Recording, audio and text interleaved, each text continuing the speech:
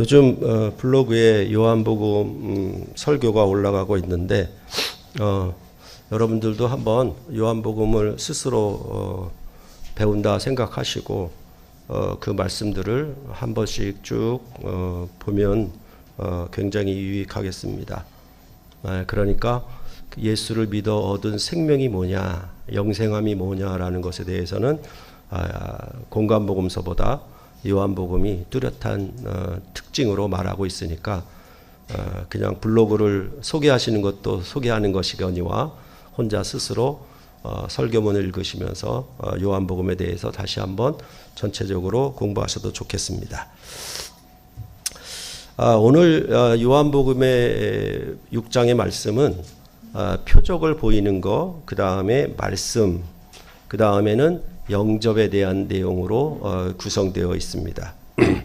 그래서 1절로부터 21절은 예수께서 하나님 나라의 왕으로서 보이는 표적, 그것을 오병이어로 5,000명을 먹이신 기적하고 그 다음에 바다 위를 걸어오신 기적, 이것을 표적으로 1절로부터 21절에 보이고 있고, 그 표적에 대한 하나님의 뜻이 무엇인지, 그래서 22절로부터 59절까지는 나를 보내신 이의 뜻, 이렇게 내 아버지의 뜻, 이런 말들을 반복하면서 59절까지 되어 있습니다. 그리고 나서는 이제 오늘 본문 60절로부터 71절에는 이것을 영접하겠느냐, 영접하지 아니하겠느냐에 대한 얘기가 되어 있는 것입니다. 새삼 여러분께 말씀드리는 것은 요한복음 20장 31절의 요한복음 기록 목적, 그렇죠? 예수로 하나님의 아들이심을 믿고 예수로 그리스도이심을 믿어 너희로 믿고 그 이름을 힘입어 생명을 얻게 하려 함. 요 구조가 그대로 그 요한복음 오늘 6장에 반영이 되어 있다라는 것이죠. 그러니까 기록 목적이 있는 거니까 그 기록 목적에 따라서 앞에 있는 내용들은 그 기록 목적과 일치되게 가겠죠. 그렇죠? 그런 것이 바로 이 요한복음의 구성입니다. 그래서 예수를 하나님의 아들로 믿는다라고 하는 말을 바꾸면은 예수를 왕으로 믿는다라는 뜻이 되고요. 또한 예수를 그리스도로 믿는다라는 뜻은 예수를 하나님의 아들로 그의 가르침을 믿는다, 그의 언약을 믿는다라는 뜻이 되는 것이고, 그러니까 결국 하나님 아버지의 뜻을 믿는다라는 말이 되겠죠. 그런 다음에 그거에 대한 믿느냐 믿지 않느냐에 대한 것은 바로 너희가 그것을 믿고 생명을 얻게 하려 합니다, 이렇게 얘기하는 구성, 그렇죠? 그래서 하나님의 아들로 믿는 건 표적, 예수를 그리스도로 믿는 건 그의 뜻을, 그 다음에 그것을 영접하는 것, 믿어서 생명을 얻는 것에 대한 것은 이제 마지막 후반부에 이렇게 요한복음 6장은 구성되어 있다라는 것입니다. 그래서 여러분에게 다시 상기시키려고 하는 것은 뭐냐 하면, 출애굽기와 마가복음을 얘기할 때 왕권과 언약과 성전 이렇게 얘기를 했었죠. 그러니까 왕권을 받아들이는 거고 언약을 받아들이면 어떻게 한다? 성전에서 더불어 먹고 마시며 산다. 생명을 얘기하는 것이죠. 그러니까 이러한 우리가 예수를 믿는다는 기본적인 구성, 그거는 구약이나 신약이나 같아요. 그렇죠? 왕을 받아들이는 거고 그의 가르침을 받아들이면 어떻게 한다? 생명을 누린다. 생명을 얻는다. 그 생명은 뭐냐? 성전에서 예배합니다. 이렇게 되는 것이죠. 그러니까 이런 것은 누차 말씀드렸다시피 우리가 대통령을 뽑는 것도 마찬가지고 우리가 신랑과 신부로 배우자를 선택하는 것도 마찬가지로 되어 있습니다.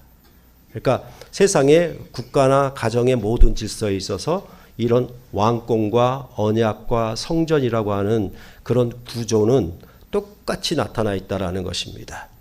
그런 점에 대해서 여러분들이 더더욱 밝히 아시면 좋겠습니다. 그리고 출애굽기와 마가복음을 한 것에 대해서 감사하시면 좋겠습니다. 왜냐하면 그것을 통해서 우리가 요한복음을 보면은 요한복음 특히 오늘 본문을 보면 그대로 그 구조가 나타나 있구나라는 것을 여러분들이 보실 수가 있기 때문입니다. 그럴 때 앞서 말씀드린 것처럼 요한복음 6장에는 두 개의 표적이 나옵니다. 그래서 오병이어의 표적, 그래서 그것을 통해서 뭘 얘기하냐면 자기 백성에게 생명을, 빵을 주시는, 떡을 주시는 왕이시다. 이렇게 하는 걸 나타냈고, 그 다음에 바다 위로 걸어오신 표적을 통해서는 자기 백성을 지키고 보호하고 그들과 함께함으로 그 목적에 이르겠다, 그 목표에 이르겠다고 하는 뜻을 나타내고 있는 것입니다. 이런 것은 여러분께 그 출애굽기를 말씀드리면서 광야에서 만나를 주신, 반석에서 나는 물을 주심을 통해서 왕은 자기 백성에게 생명을 주는 왕이어야 되고, 그리고 왕은 자기 백성과 함께하는 왕이어야 한다라고 말씀한 것과 같습니다.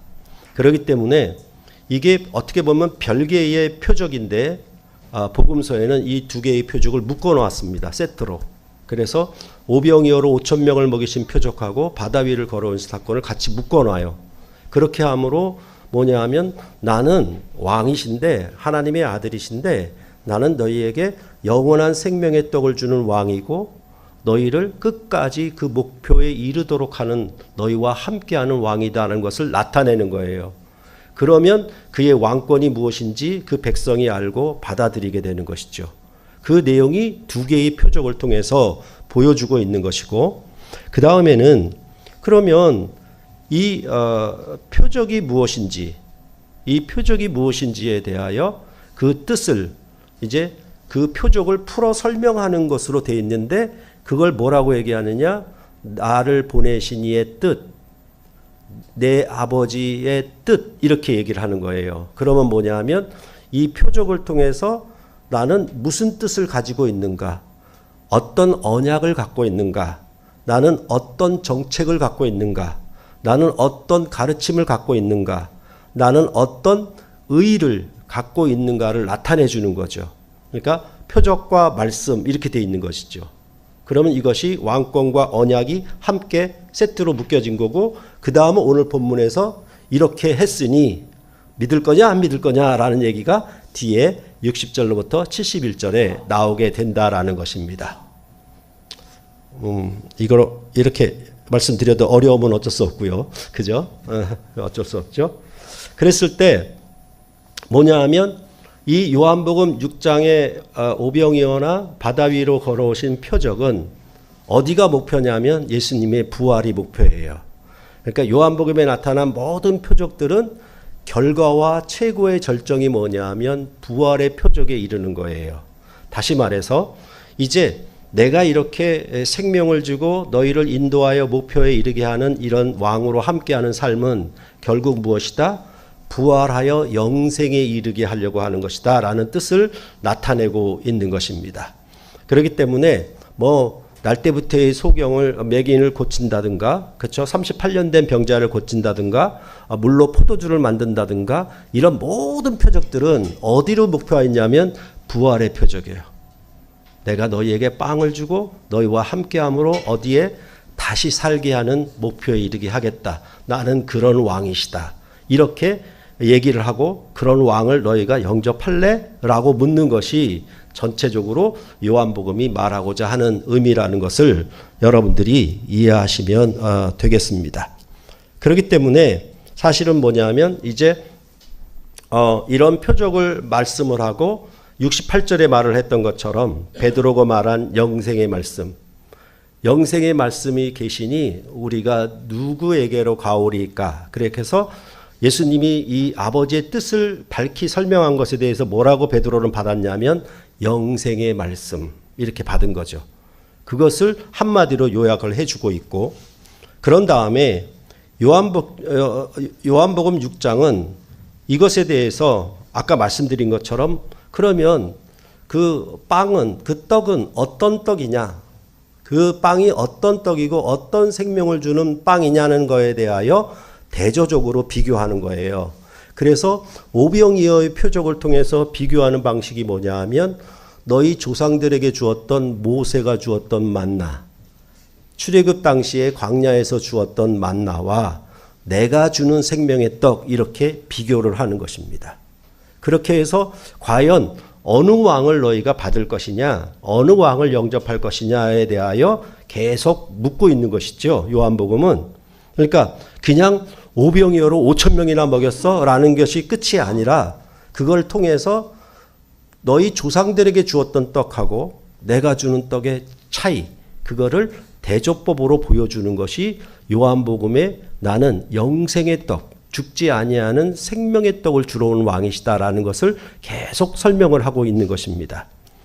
이러한 것은 우리가 그 산상수훈을 제가 요약체로 이렇게 요체로 뽑아든 것은 왜냐하면 산상수훈이 그런 논조로 되어 있기 때문에, 그렇죠? 그러니까 여러분에게 말씀드렸던 것처럼 옛사람에게 말한 바 너희는 이렇게 들었으나 나는 너희에게 이르노니라는 이 구조가 오병이어 사건에는 어떻게 와 있냐면 주세굽 당시에 너희에게 주었던 만나, 그러나 내가 주는 생명의 떡, 이것은 내 살과 피다, 이렇게 얘기하는 방식으로 나와 있는 거예요.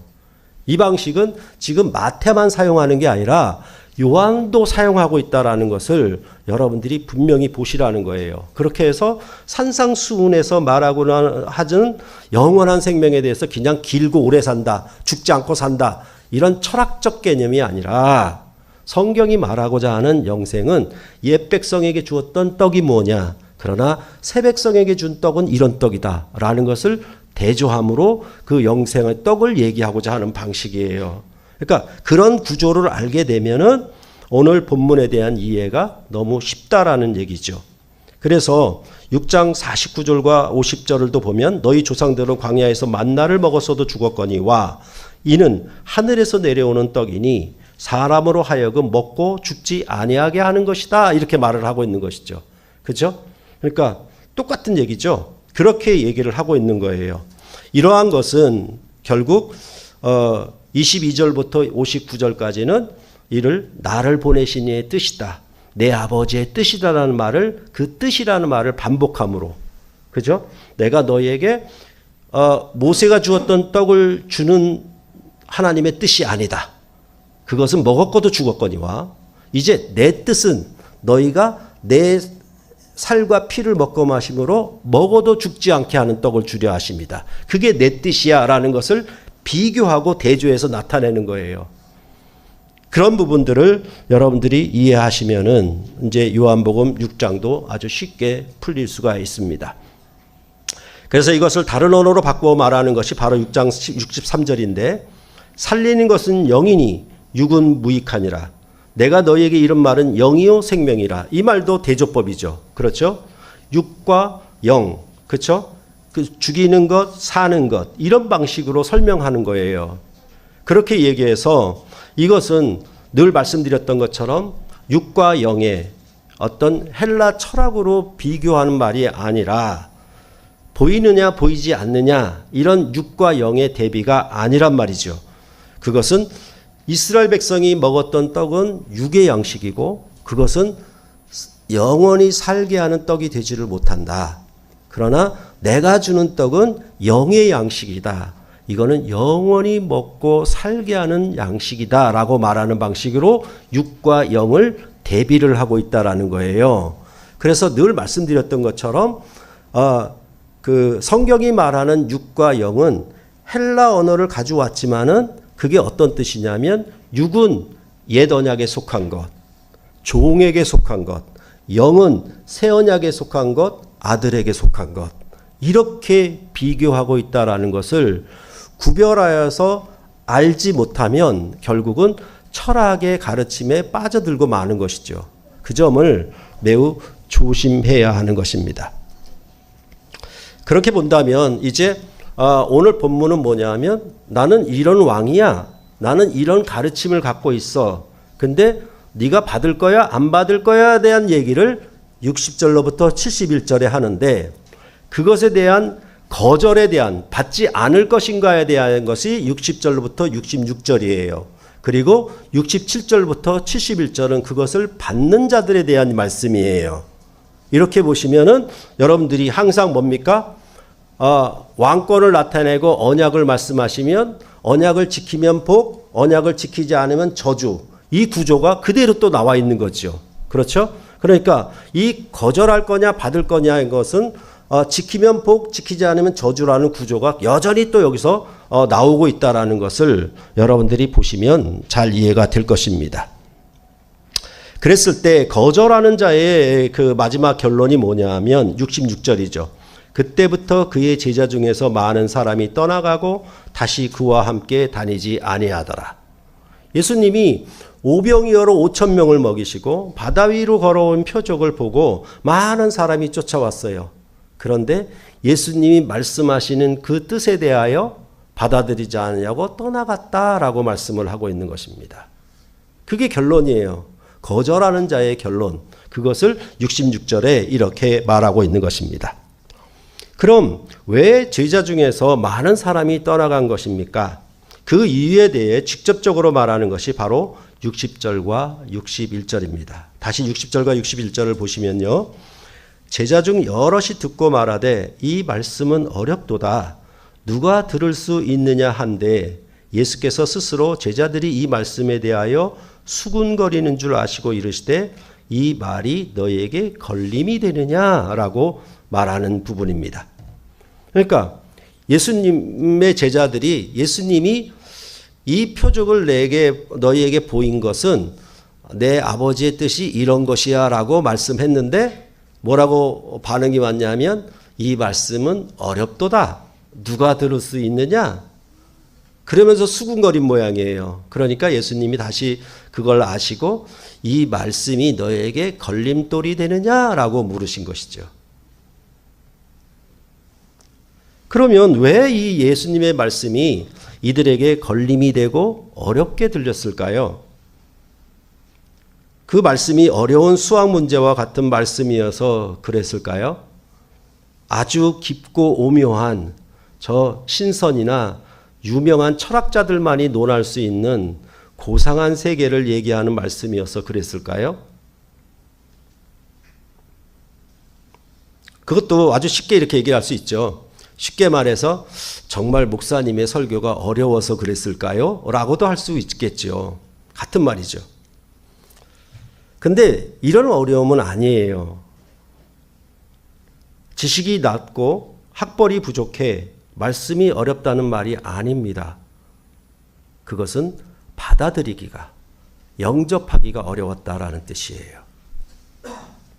그러면 왜 예수님의 가르치심을 받아들이기가 어려웠을까요? 이들의 수군거리심을 아시고 예수님은 거기서 하나 더 진전해서 말씀을 하기 시작합니다. 62절과 63절을 보시면 그러면 너희는 인자가 이전 있던 곳으로 올라가는 것을 본다면 어떻게 하겠느냐?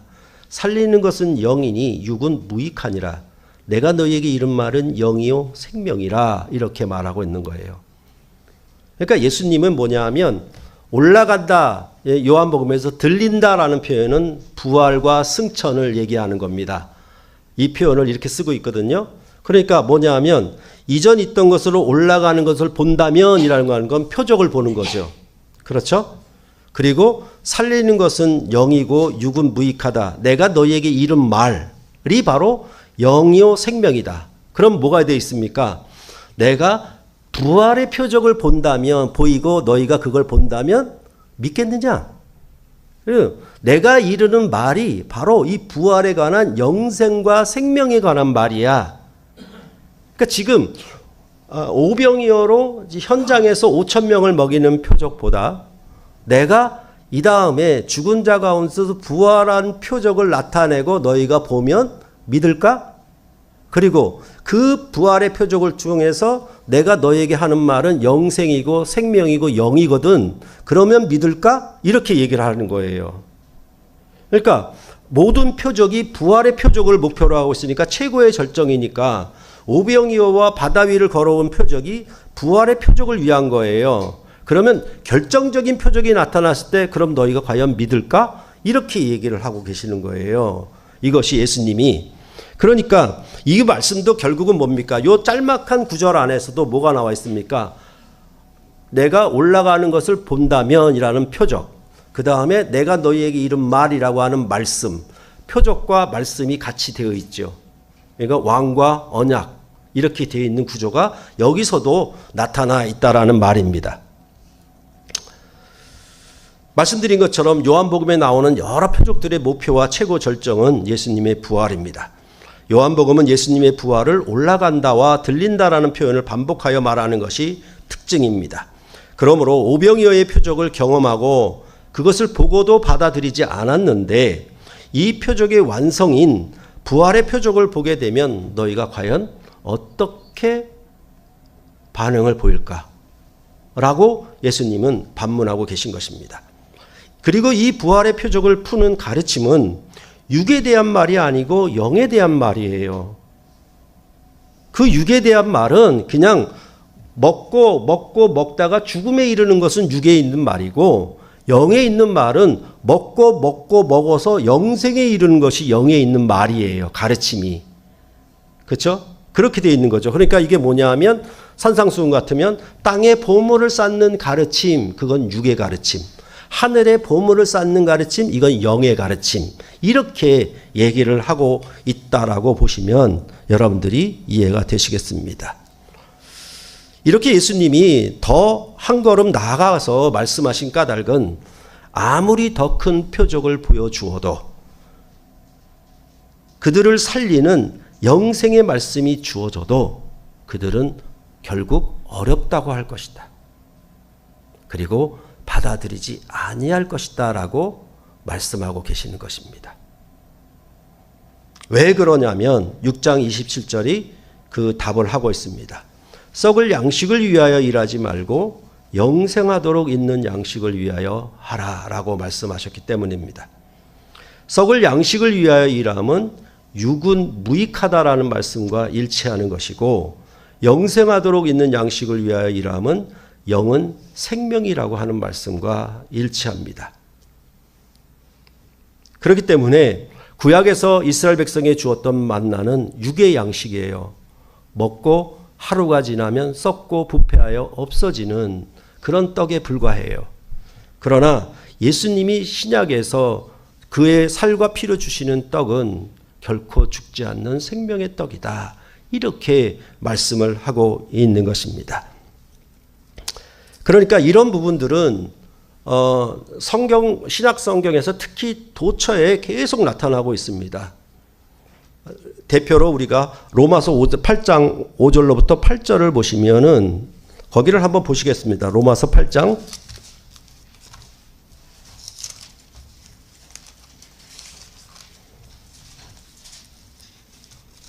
5절로 8절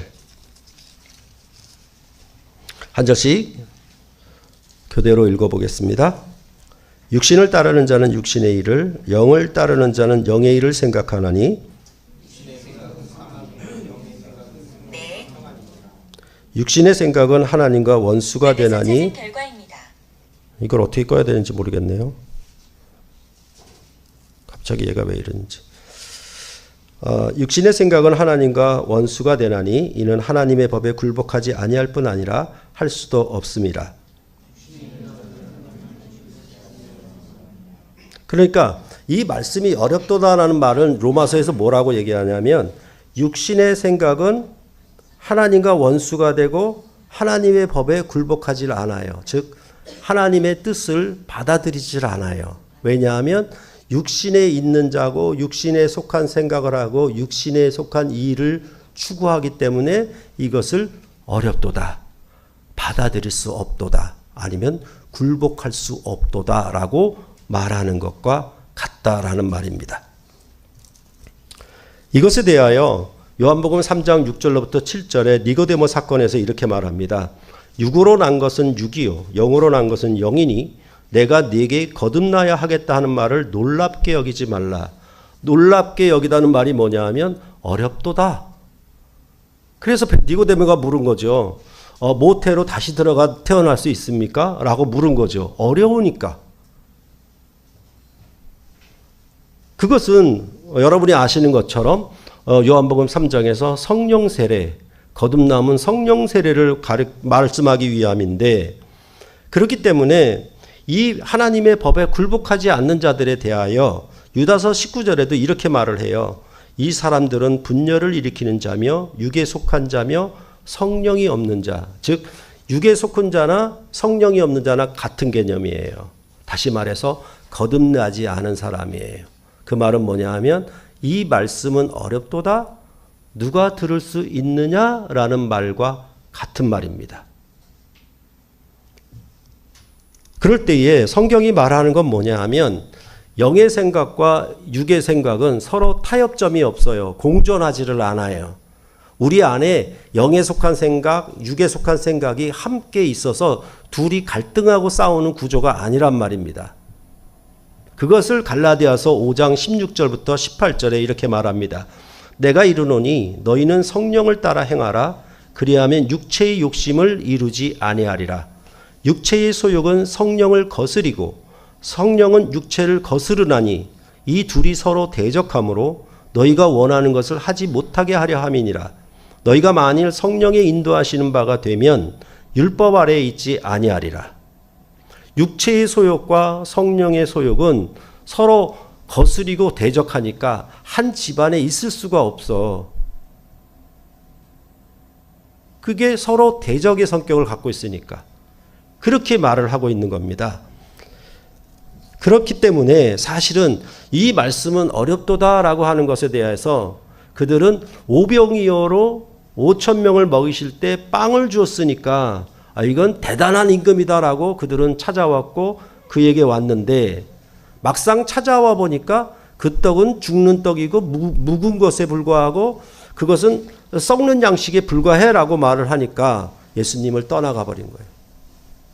그거와 같이 여기서 말을 하는 것입니다. 그러니까 그 말은 어떤 뜻이냐면 그들이 원하는 바와 하나님 아버지가 원하는 뜻이 서로 안 맞아요. 달랐기 때문입니다. 그래서 심지어 예수님도 이 문제 때문에 고통스럽게 아주 슬픈 표정으로 기도하신 것이 나타납니다. 그래서 겟세마네 동산에서 기도할 때 마지막까지 세 번이나 기도하면서 치열하게 싸웠던 문제는 뭐였냐면 나의 원대로 마시옵고 아버지의 원대로 하옵소서. 이겁니다. 그러니까 쉽게 얘기하면 세상의 부동산 투자나 주식 투자에 대한 것을 배우는 것은 아마 설교보다 몇천 배 더 어려울 겁니다. 세상에 법관을 한다는 거, 판사 검사를 한다는 거, 변호사를 한다는 거, 성경책 두께 이건 상대도 안 됩니다. 그 판례를 다 외워야 돼요. 그 수많은 판례들을. 그래도 사람들은 이 말씀은 어렵도다. 누가 들을 수 있느냐라는 얘기를 안 해요. 왜냐하면 자기들의 원하는 바, 자기들의 욕심과 맞기 때문에 그것을 재미있다고, 흥분된다고 얘기하고 신난다고 얘기하죠. 물론 설교는 중세시대처럼 회중이 알아듣지 못하는 라틴어로 설교하면 절대로 안 되는 것이죠. 그러나 아무리 짧게 하고 아무리 쉽게 하더라도 이 말씀이 어렵게 들릴 수 있다라고 하는 가능성을 여러분들은 두고 보셔야 되는 거예요.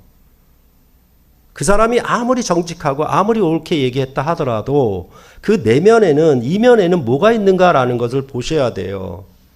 그런 부분들을 우리가 늘 생각을 해야 되는 겁니다. 그것은 왜 그런 것이냐? 자신을 원하는 바와 일치하지 않기 때문에 그렇습니다. 그리고 그 어렵다고 수군거리는 궁극적인 결과는 뭐냐 하면 예수님이 그들이 원하는 왕이 아니었기 때문에 그들이 바라는 걸 채워주지 않았기 때문에 십자가에 못 박아 버리는 겁니다. 그럴 때에 이방 종교는 항상 구도자가 자기를 위하여 무엇을 얻으려고 자기의 원하는 바를 얻으려고 찾아가는 겁니다. 그런데 기독교는 그와 천양지차예요. 뭐냐 하면 자기를 부인하고 하나님 나라의 왕이 그의 가르침이 무엇인가 그것을 따라가려고 하는 것이 기독교예요. 그것이 완전히 달라요. 그러니까 예수님이 나의 원대로 하지 마옵시고 아버지 원대로 하옵소서라는 것이 결정적인 거예요. 이것이 기독교의 전체적인 성격이에요. 그러니까 기독교는 나의 원함에 하나님을 끌어들여서 내게 도움을 주고 내 문제를 해결하는 하나님이 신이 아니라 하나님이 원하신 뜻에 우리로 불러서 그 뜻을 이루려고 하시는 것이에요. 이게 다른 점입니다. 그것을 명백하게 구별을 하셔야 돼요. 그러니까 하나님을 믿는데, 예수를 믿는데 그게 이방 종교가 믿는 것을 믿을 수 있다라고 하는 가능성을 여러분들은 늘 갖고 있어야 되고, 그렇기 때문에 성령 안에서 우리에게 분별력이, 지혜가 임해야 하는 거예요. 그거를 분별할 수 있는. 그렇게 여러분들이 이해하시면 됩니다. 육의 일을 생각하는 것과 영의 일을 생각하는 것을 우리는 자꾸만 철학적이고 도덕적인 관점에서 이해하려고 합니다. 나는 착하고 남의 것을 도둑질하지 아니했으니 나는 영으로 괜찮은 그리스도인이야 라고 생각하기 일쑤라는 겁니다. 성경은 그런 얘기가 아닙니다. 예수님의 말씀을 영접함의 문제는 누구를 받아들이는 것이고 이는 곧 누구를 사랑하느냐라고 하는 언약적인 그리고 관계적인 부름을 얘기를 하고 있는 거예요. 하나님과 나는 언약적으로 어떤 관계가 되려고 하는데 너는 그걸 받아들이겠느냐라는 것이지, 내가 착한 사람 되고 내가 깨끗한 사람 되려면 그것도 결국은 보면 나를 위한 거잖아. 나를 위한 것이지 하나님을 위한 게 아니잖아요. 그런 부분들에 대해서 속고 마는 겁니다. 그 말은 뭐냐 하면 나는 이런 왕이고 이런 가르침이 있으니까 너는 따라와, 이런 뜻이 아니고, 이런 왕이 이런 뜻은 전부 뭐냐 하면 너희를 사랑함이야. 그리고 너희도 나를 사랑해 줘 라는 얘기가 성경 전반에 있는 것이고, 그것은 요한복음에서 특히 아주 강하게 드러나는 겁니다. 그래서 12장까지는 표적 전반부, 13장부터 후반부는 사랑의 표적이에요. 앞에는 표적들이니까 권세같이 보이죠. 놀라운 일을 행한 것이죠. 그러니까 왕권이고, 그 다음에 13장 이후에는 자기 사람들을 끝까지 사랑하심이에요. 거기에 보면 내가 너희를 사랑한 것 같이 내가 너희에게 새 계명을 주노니, 그런 언약적인 얘기가 계속 펼쳐져 있는 겁니다. 그리고 마지막에 부활하신 후에 제 베드로에게 찾아오셔서 네가 이 사람들보다 나를 더 사랑하느냐. 이것이 구원론이 돼야 되거든요. 근데 그게 구원론이 안 돼요.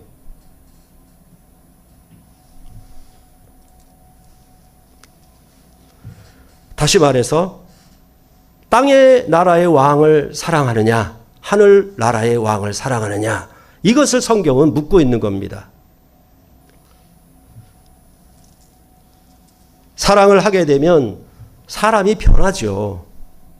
그렇죠? 그래서 늘 말씀드렸듯이 백마탄 왕자를 만나면 말괄량이 소녀가 아주 예쁜, 아주 상냥한 소녀가 된다고.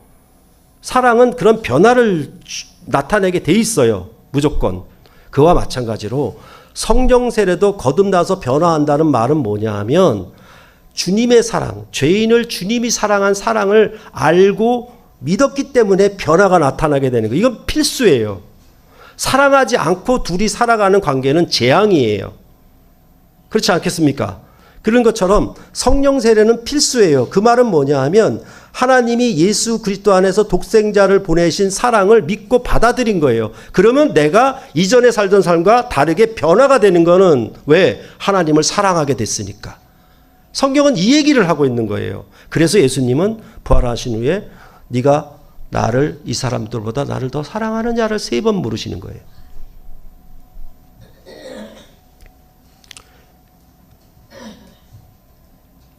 예수님은 이렇게 부활의 더 큰 표적과 그 영에 살리는 영원한 생명의 말씀이 너희에게 주어져도 너희는 그 반응이 부정적일 것이다, 거절할 것이다 라고 말씀을 하시는 겁니다. 그래서 64절 상반절에 보면 그러나 너희 중에 믿지 아니하는 자들이 있느니라 하시니 라고 말씀하는 거예요. 이렇게 부정적으로 말씀하신 이유는 64절 하반절에 예수께서 믿지 않은 자들이 누구며 자기를 팔 자가 누구인지 처음부터 아심이라 라고까지 나아가고 있는 겁니다. 가룟 유다가 원하는 나라와 예수님이 말씀하시는 나라가 틀렸어요. 가룟 유다는 맞지 않아요. 가룟 유다는 로마로부터 이스라엘이 독립되기를, 그 민족이 해방되기를 바랐던 그런 지도자로서 예수를 따랐던 거예요. 근데 예수는 그런 나라가 아니라고 얘기를 하니까 은 30에 험한 값에 팔아버리는 거예요. 가룟 유다가 무슨 악당이어서 불안당이어서 그런 게 아니라 그 사람은 독립투사예요.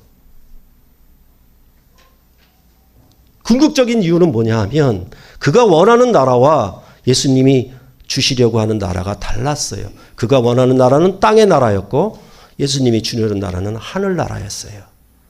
그러니까 버리고 마는 겁니다.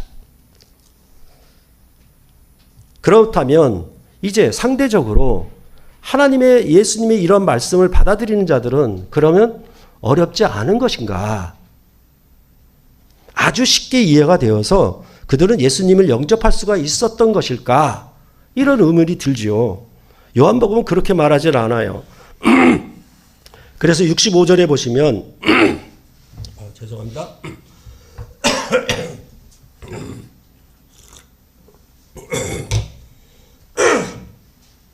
65절에 보시면 또 이르시되 그러므로 전에 너에게 말하기를 내 아버지께서 오게 하여 주지 아니하시면 누구든지 내게 올 수 없다 하였노라 하시니라.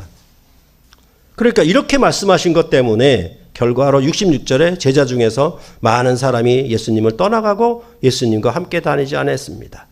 예수님이 이렇게 말하는 거예요. 아버지께서 오게 하지 않으면 아무도 내게로 올 수가 없어. 이거는 어렵고 쉬운 문제가 아니야.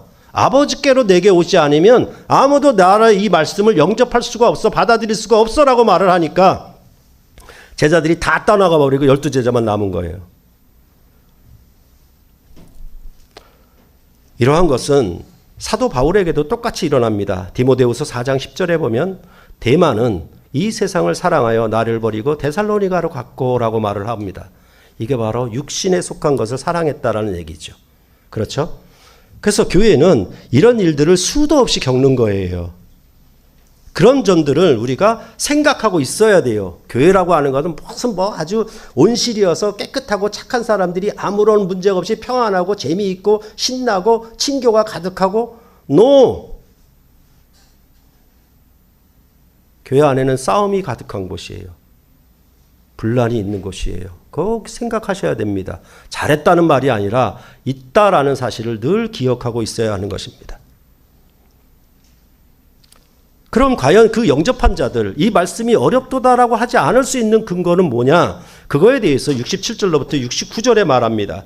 예수께서 12제자에게 이르시되 너희도 가려느냐? 시몬 베드로가 대답하되 주여 영생의 말씀이 주께 있사오니 우리가 누구에게로 가오리이까? 우리가 주는 하나님의 거룩하신 자인 줄 믿고 알았사옵나이다. 영생의 말씀이 있고 하나님의 거룩하신 자니까 이것도 뭡니까? 영생의 말씀, 그리스도를 믿는다는 것이고 거룩하신 자, 하나님의 아들이신 자를 알았다는 얘기예요. 이 말은 베드로가 마태복음 16장 16절에 고백하는 것과 같습니다. 거기 보면은 이르시되 너희는 나를 누구라고 하느냐? 시몬 베드로가 대답하여 이르되 주는 그리스도시요 살아계신 하나님의 아들이시니이다. 이게 영접에 대한 정형구예요.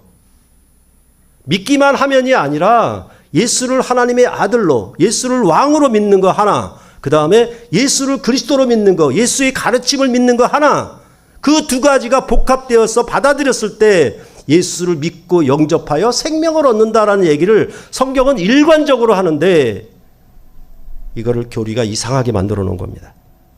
이러한 고백은 요한복음의 기록 목적과 같은 말이에요. 마가복음의 1장 1절도 같은 말이고요. 그런데 이 고백에 대해서 예수님의 말씀이 묘하게 나타납니다. 마태복음 16장 17절에 보면 예수께서 대답하여 이르시되 바요나 시모나 내가 복이 있도다. 이를 내게 알게 하신 이는 혈육이 아니요 하늘에 계신 내 아버지시니라. 베드로가 고백했는데 그 고백하여 알게 된 것은 혈육이 아니라 하늘에 계신 내 아버지라고 말씀을 하는 겁니다. 다시 말해서 어렵도다. 이 말씀은 누가 알아들을 수 있겠는가가 아닌 이해력이 좋으니까 머리가 좋으니까 베드로야 쉽게 알아듣구나 라고 말씀하면 좋을 텐데 그게 아니라 이렇게 말하는 거예요. 이거 아버지께서 너를 알게 하신 거야. 네 고백은 아버지가 알게 하신 거야 라고 말하는 겁니다.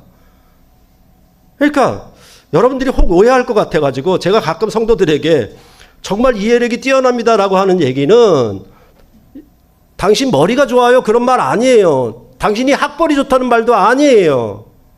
그거 아니에요. 하나님의 말씀을 받아들일 수 있는 그런 자격자로서 이해력이 뛰어나다는 거예요.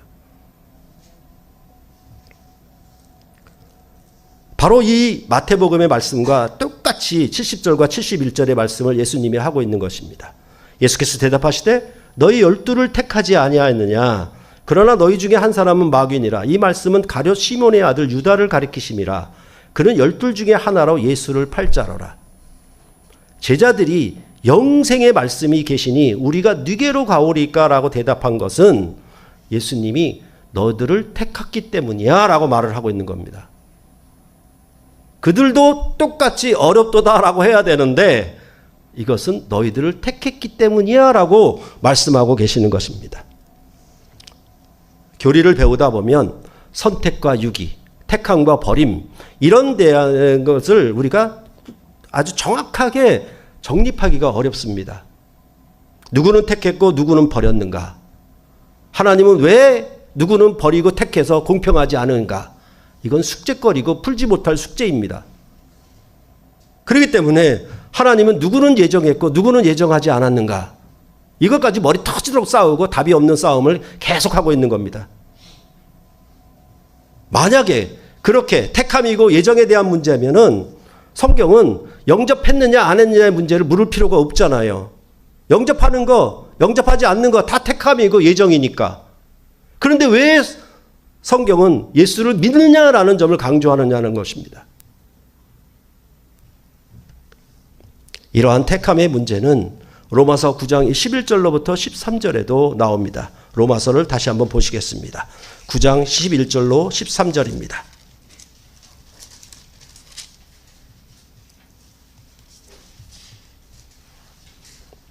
같이 한번 읽겠습니다. 시작. 그 자식들이 아직 나지도 아니하고 무슨 선이나 악을 행하지 아니한 때에 택하심을 따라 되는 하나님의 뜻이 행위로 말미암지 않고 오직 부르시는 이로 말미암아 서게 하려 하사 리브가에게 이르시되 큰 자가 어린 자를 섬기리라 하셨나니 기록된 바 내가 야곱은 사랑하고 에서는 미워하였다 하심과 같으니라. 리브가는 쌍둥이 에서와 야곱을 낳았습니다. 야곱은 형 에서의 발꿈치를 잡고 나왔어요. 그런데 그 야곱이 나기도 전에 태중에 있을 때에 하나님은 택하셨다라고 얘기를 해요. 근데 그 택하심은 어떤 말인가 하면 야곱이 간교하고 간사하고 꾀쟁이라 하더라도 하나님은 반드시 너를 붙들어 세우겠다는 뜻으로 말씀하고 있는 것이지 나는 오래전에 너의 운명을 점찍어 놨어 라는 얘기가 아니라는 거예요. 성경은 택하심과 예정을 하나님의 신실하심을 바탕으로 얘기를 하는 것이지 너의 운명은 결정됐어. 너는 내 손아귀에 있는 손오공이냐 그거 똑같은 거야. 이렇게 얘기하는 게 아닙니다. 그건 똑같은 거예요. 뭐냐 하면 자식이 아무리 흔들려도 부모는 끝까지 너를 세우리라. 네가 어떠한 자식이어도 나는 끝까지 너를 붙들어 세우리라. 그것은 내 아이가 태어나기부터 부모는 예정한 거고 택한 거예요. 그 얘기가 중심이에요. 그 얘기가 핵심이에요. 미리 운명을 숙명론자처럼 결정했다. 하나님의 주권으로 네 운명은 이미 바둑돌에 놓여진 돌처럼 어떻게 놓을 것인지 결정된 거야 라고 말하는 게 아니라는 말입니다.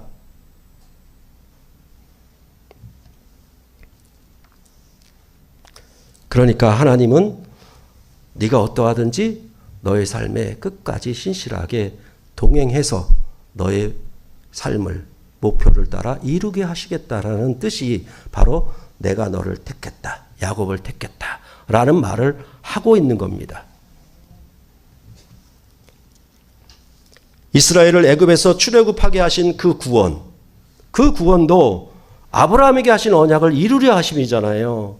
그 당대에 애굽의 바로 왕으로부터 학대와 그런 모든 박해를 받는 것 같아 불쌍해서 건져낸 시대적 상황 때문에 나온 것이 아니라 아브라함에게 하신 언약, 그것을 이루려 하심이다 라고 성경은 일관되게 말하는 것이고, 아브라함에게 하신 약속, 모든 족속이 너를 인하여 복을 얻으리라는 약속이 새 출애굽을 통해서 이방인들이, 열방인들이, 모든 족속이 들어오는 나라가 드디어 이루어졌다라는 얘기를 성경은 하고 있는 거예요. 각자 하나하나의 운명을 점 찍어놨다는 얘기가 아닙니다. 그것을 아무리 인간의 자유의지니 뭐니 풀어봐도 해결이 안 돼요. 왜? 철학으로 출발했기 때문에.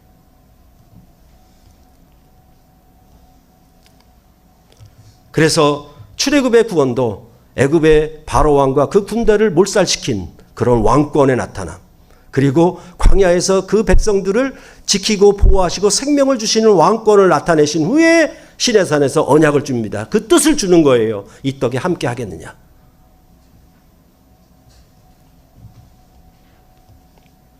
그러면 이제 이스라엘 백성에게 요구되는 건 뭡니까? 이 왕의 언약에 너희가 동참하겠느냐라는 것을 시내산에서 묻는 것이고, 그게 언약 체결입니다. 그게 믿는 거예요. 영접하는 거예요. 여호와를 자기 신랑으로, 자기 왕으로 이스라엘 백성은 받아들이는 겁니다. 말씀드린 것처럼 예수님의 죽고 부활하시는 표적은 어느 사람 누구에게도 불가능한 일입니다. 이건 사람이 할 수 없습니다. 죄와 사망의 권세를 이기심은 절대 사람이 할 수 없는 일입니다.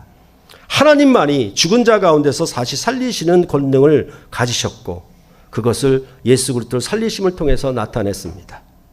이렇게 부활하신 주님이 제자들을 찾아오시고 베드로의 사랑의 고백을 요구하는 거예요. 그게 너희가 믿을래 안 믿을래, 영접할래 안 할래를 묻는 거예요. 예수님이 부활하신 표적은 하나님만이, 하나님의 주권으로 하나님만이 할 수 있는 거고, 그 일이 우리가 할 수 있는 일이 아니에요. 그런 의미에서는 전적인 하나님의 은혜고 하나님의 주권이 맞아요. 근데 그것을 나타내심으로 뭘 요구하냐면, 나를 믿을래? 나를 사랑할래? 라고 묻는 거. 거기는 우리가 결정을 해줘야 되고, 결의를 해야 되고, 다짐을 해야 되는 거예요. 거기서 우리가 들어가는 거예요. 그러니까 사실은 뭡니까? 믿음이라는 거, 영접이라고 하는 것은 사실은 행위예요. 그래서 요한복음 21장 15절에 그들이 조밥 먹은 후에 예수께서 시몬 베드로에게 이르시되, 요한의 아들 시몬아, 내가 이 사람들보다 나를 더 사랑하느냐? 라고 영접을 요구하고 계시는 것입니다. 하늘나라는 예수님이 열어놓으셔야 우리는 들어갈 수가 있고 볼 수가 있습니다. 그건 전적으로 하나님의 은혜이며 하나님의 권세이며 하나님의 능력입니다. 우리 행위는 절대로 하늘나라를 볼 수도 없고 들어갈 수도 없고 열어놓을 수도 없는 사람들이 인간이에요. 그러나 그 나라에 들어가느냐 들어가지 않느냐의 결정은 예수님을 왕으로 영접하느냐, 또한 예수님의 가르침에 대한 그것을 받아들이냐는 결정, 그 선택은 전적으로 우리에게 있는 겁니다. 베드로가 주를 그리스도시요 하나님의 아들이라고 고백했을 때 예수님은 이를 알게 하는 이는 하늘에 계신 내 아버지라고 말씀하셨습니다. 그러니까 베드로가 고백하기 전에 너는 택하고 예정되었으니 어차피 고백하라고 하신 것이 아니에요. 예수님이 죽고 부활하시고 하나님 아버지께로부터 성령을 받아 교회에 부으셔야 비로소 교회는 성령 안에서 주님을 영접할 수 있는 그 때와 시간과 시대가 열리게 되는 겁니다. 육으로부터의 출생이 아닌 영으로부터의 새로운 출생의 시대가 되어야 비로소 거듭난 자들이 그 안에 들어갈 수가 있는 겁니다. 우리가 주님을 영접했을 때 그때에 이것은 하늘에 계신 내 아버지께서 알게 하신 거야 라고 말을 하는 거예요. 너는 어차피 고백하게 되어 있고, 너는 어차피 예수 믿게 되어 있고, 너는 어차피 예수를 영접하게 되어 있어. 이건 앞날부터 창세전에 예정한 거야. 그런 스토리가 아니고, 영접했을 때 그거 하나님이 너를 알게 하신 거야 라고 말을 하는 거예요. 하나님이 하늘나라를 위한 경영을 예비하고 나타내지 않았더라면 우리는 죽었다 깨어나도 이를 알지 못했을 것입니다. 주님이 죽고 부활하심으로 하늘의 새 시대를 열어놓지 않았더라면 우리는 하늘나라에 대하여 영원히 알 수도 없고 또한 어떤 영접도 불가능했을 것입니다. 땅에서 태어난 인간은 어떤 지식으로도 어떤 행위로도 알 수가 없습니다. 세상에 아무리 멋진 배우자가 있다고 하여도, 누구나 인정할 수 있는 대단한 스펙을 가진 배우자가 있다고 하여도 내가 그를 배우자로 영접하지 않는다면 무슨 소용이 있겠습니까? 내가 배우자로 그를 영접하고 결혼을 하겠을 때 세상 사람들도 이렇게 얘기를 합니다. 하늘이 짝지어 준 거야. 아, 둘이 천생연분이네. 그건 만나기 전부터 저 사람을 점 찍어줬다고 얘기하는 게 아니라 서로 짝이 되었을 때, 아, 이거 하늘이 짝지어 준 거야. 정말 저 둘은 천생연분이야. 이런 얘기를 하는 거예요. 그러니까 교리가 가르치는 예정론하고는 전혀 다르다는 얘기입니다. 그 말을 하는 이유는 뭡니까? 너희가 끊어지지 말고 계속 힘써서 잘 살아. 그것을 힘을 실어주는 거예요. 그러므로 성경은, 영생의 말씀은 택한 자를 위한 거예요. 교회를 위한 말씀이에요. 교회 밖의 사람을 위한 말씀이 아닙니다. 예수님도 아버지께로 돌아가실 때가 이런 줄 아시고 누구나가 아닌 자기 사람들을 끝까지 사랑하셨어요. 여러분의 출신과 여러분을 향한 구원의 하나님의 신실함을 강조하여 여러분을 굳건하게 세우려는 그 택함과 예정이 되어야지, 운명론으로 기울게 되면 그것은 성경에 의도하는 택함의 목적이 아니라는 말입니다. 그렇기 때문에 믿기만 하면 천국은 따놓은 당상, 이건 운명론이에요. 성경은 그 얘기 아닙니다.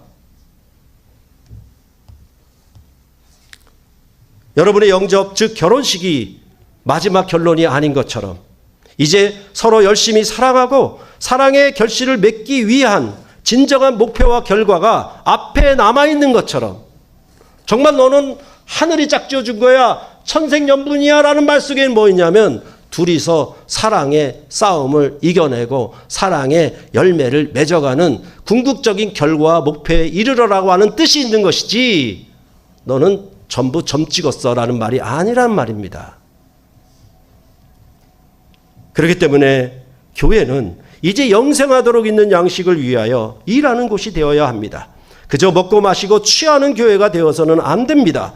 하늘나라를 상속하기 위하여 어찌하든지 부활에 이르려고 뒤에 있는 것은 잊어버리고 앞에 표대를 바라보고 달려가고자 했던 바울의 삶을 본받아야 하는 것입니다. 어떤 일에도 여러분을 택하신 하나님은 여러분을 끝까지 구원의 목표에 이르게 하실 것입니다. 여러분이 진정 이 하나님의 아들을 믿고 예수를 그리스도로 믿는 그 왕권과 그의 가르침을 받아들여서 성령으로 거듭났다라고 하면 여러분의 어떠함에도 불구하고 또 어떤 위험이나 적신이나 칼이나 외부적인 환경과 조건 모든 상황에서도 여러분을 끝까지 그 목표에 다시 살게 하는 부활의 목표에 이르게 할 것이라는 것이 성경이 말씀하는 거예요. 그렇기 때문에 이것은 너희가 어렵지 않은 이유는 뭐냐?